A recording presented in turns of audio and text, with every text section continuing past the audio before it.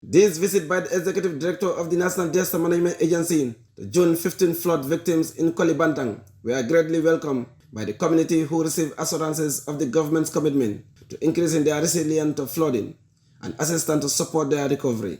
Before touring victims' compounds, the NDMA boss had frank discussion with the community, who thanked the government for their support, saying the creation of a major canal at the entrance of the community during road construction work left the community exposed to floods. They also appealed for the repositioning of the culvert to avoid perennial floods. 15 households out of the 57 affected households was completely destroyed by the heavy winds and rain that occurred on the 15th of June 2023. This family is still struggling after floods left them homeless, destroying food items, shelter, and clothing.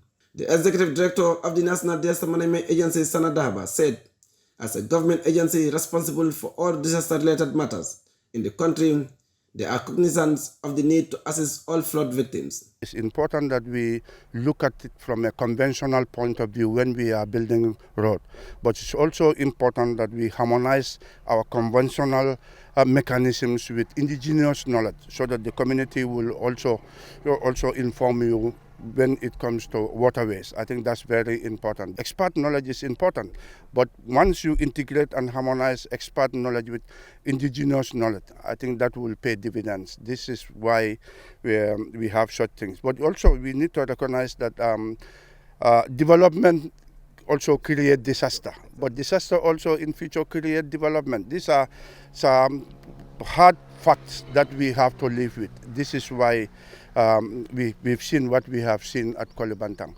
because Koli Bantang has never been a hotspot before, but because of what development that's taking place, we now have an emerging hazard. That's what we are experiencing at Koli Bantang at the moment. Mr. Dahaba disclosed that efforts have been made in collaboration with the NRA to provide a mechanism to address the problem caused by the canal at the entrance of Koli Bantang. The National Disaster Management Agency, in collaboration with the National Road Authority, create some of these water holding ponds. Our objective is not to eliminate flooding as such, but we will minimize risk and also reduce the vulnerability of the community. This is why what you can see, it's really working. Well, I have been informed by the community that flooding is now reduced in this area. It's difficult to eliminate it completely, but once you minimize the risk and reduce the vulnerability, that's our principal objective. Sanadahaba also visited Sambatako, Basandin, and Jirabakunda, saying the creation of the reservoir is essential for water retention and prevention of floods. The government of the Gambia is committed to the welfare of Gambian people.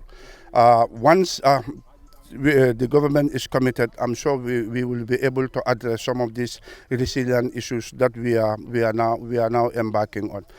The fact that government put national development plan resilient as NDP1, it shows the level of commitment to the population, and we will collectively work together to build the resilience of the community. The reservoir is an important mechanism to control the velocity of water flow in flood-prone area.